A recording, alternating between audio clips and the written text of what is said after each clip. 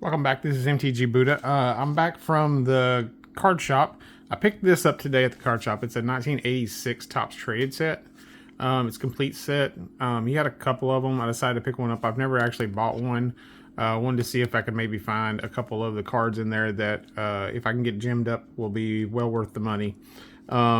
If the three cards we're looking for out of this set are the Barry Bonds, the Bo Jackson, and the Jose Canseco. The Canseco is the least valuable of them. If it comes back a 9, it's only worth 20 bucks. A 10 is worth $115 though.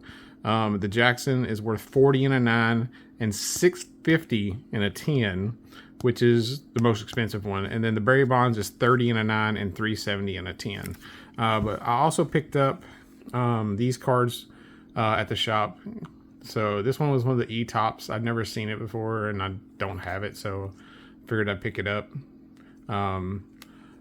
It's an Andrew Jones card. Like I say, I collect Braves, so figured I'd pick this up. And then these next couple were $1. This is one of the silver packs. Comes out of the silver packs for Topps 2024. So I didn't have this one, so I picked it up.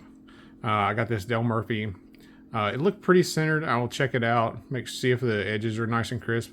I'd like to try to get a 10 of all the Del Murphy cards. So this one looked in pretty good condition. It looked centered up pretty well. So I'm going to check it out and see if maybe it'll be worth getting a 10 on. And I got this Deion Sanders. Like I say, I collect Braves. And so Deion was a big player back in the day when I watched the Braves. So I've got him right there for $1. And then he had 2 copies of this Vaughn Grissom. He had 2 of them from Bowman's Best. Same card, but they're numbered.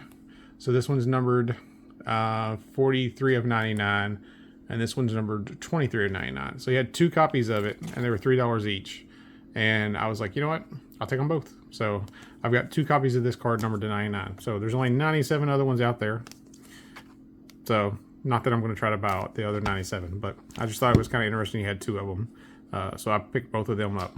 But so we're going to check this and see if we can maybe get some decent stuff out of this. See if maybe we can find some gemmable cards in this.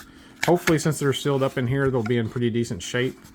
That's the hope with buying these types of sets, is that you'll get them and they'll be in good shape.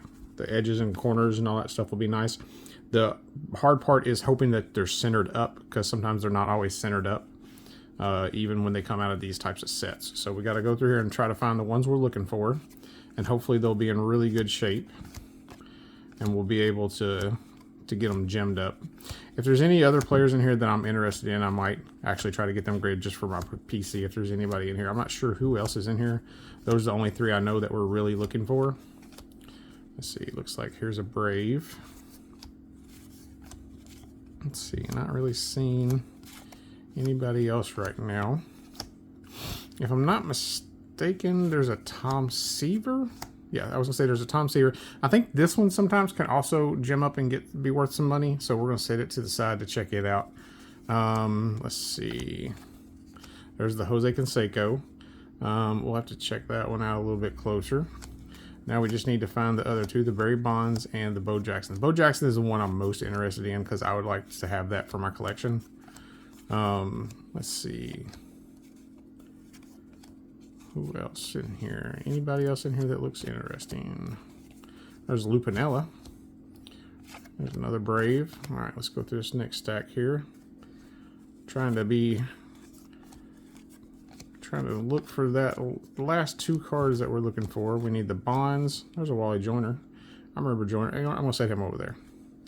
I remember him when he was playing back in the day. I used to be a little bit of a Wally Joyner fan, so we'll set that over. And it might be one sometime when they have a sale and they're doing like old cards for like a cheaper price. I would send it in just to get it graded, just to have it.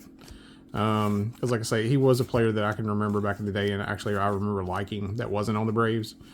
It was few and far between players that I was fans of that weren't on the Braves, because, you know, it was hard to watch a lot of those types of teams back then, because the only channels you could really watch all the time were the Braves and the Cubs. There was the only 2 teams you could really watch consistently. Let's see, Ozzie Vigil. Let's see, there's a Ozzie Mocker. All right, so we still haven't found Bonds, and we still haven't found Jackson. Oh, there's the Bonds as I speak of him. Speak of the devil, and he appears. So we got the bonds. We'll set that over here. Now we just need to find Bo. And like I say, Bo is the one I'm most interested in. I would definitely sell the bonds if it come up a 10. I would probably keep the... Where's that Will Clark over there too? I'd probably keep the Bo Jackson just because, like I say, I'm a big Bo Jackson fan.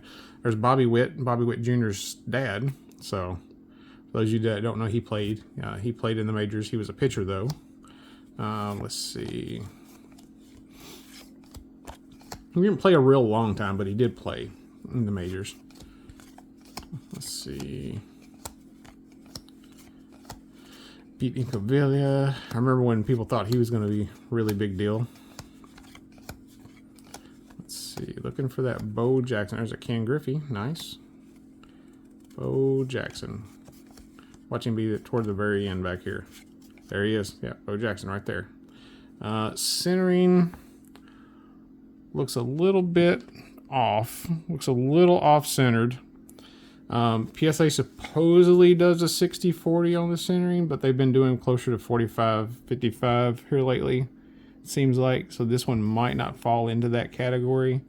The edge has a little bit, which on these cards back then, that was pretty normal for them to have like a little bit of fluff to them, because like the type of cardboard and the way it was cut.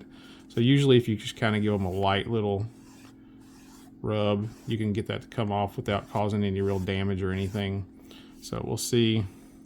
Let's see, corners look pretty good. Edges look good. Let's see what the centering on the back looks like. So it's a little off center on the back. So it's probably not going to get a 10. But I would probably send this off to get graded at some point when they do a special just for the collection, for my collection. Unfortunately, it's not looking like it's probably something that would gem up. But still not too bad. And then let's see, let's look at these last few just to see who else was in these last few cards. I don't think there was anybody else that I was going to be interested in these. We'll check these other couple out that we were looking for. So we're going to check out this Barry Bonds. Let's see on this one. The centering on this one is about the same, not too far off. A lot of times in these sets, the centering is pretty much the same on all of them, or for a large portion of them. So centering again on this one's not too far off, but it's a little bit off. And if we look at the back, top to bottom, it's off a little bit. Sides don't look too bad. Other than that, the condition's pretty good. So again, I will probably hold on to these, and at some point when they have a sale and I can send them in to get graded for a cheaper price, I would send them in and get graded. But we're going to check these other ones out real quick. Let's check out this Jose Canseco. Let's see. See if you look at the edge of this one, it's got a lot of that cardboard fluff on it. So I don't know how much that would count against us with it having that fluff. It's just where it wasn't cut real cleanly. But the centering on this one actually looks a lot better side to side. The centering looks really good. Top to bottom's not too bad. From below the letters to above the letter there, looks pretty good. The back, a little off center, a little chunky here compared to here. A little chunky here and here. So again, this is probably something that, like, if they had a sale and I could send it in, try to get it graded for a cheaper price. If they were doing so I think in the past they've done some, like, where you could get cards from the 80s graded and it was only like $10 or something. If they do something like that, I would be willing to send them in for that. Let's check out this Tom Seaver here. This one actually looks pretty good. There's like a little speck of white right there on the edge. But other than that, centering looks really good on the front on this one. Let's check the back. Centering is off on the back. So again, the centering is off on the back, but it looks pretty good on the front. It's a little thin up here compared to the bottom. So that's where it's thin there as well. So probably not something that would get a 10. This Wally Joyner, centering is a little off on this side, a little off here. So probably not something I'd even bother sending even if it was on sale. This Will Clark looks really centered up pretty good on the front, on the sides, but top to bottom looks a little off. So on the back, we'll probably see that as well. Yeah, it's a little bit off top to bottom, a little bit off this way, but not too bad. I'd have to look and see what other cards from this set look like on the front and back for 10s to really compare. to what they look like. But you know, if they had a sale, I would send this one in and get graded as well, just for the heck of it, because I remember liking Will Clark as well, and it's a little better centered up than that Wally Joyner was. But so none of these actually are going to gem up. At best, I'd be able to get 9s out of these. So I spent $25 on the box.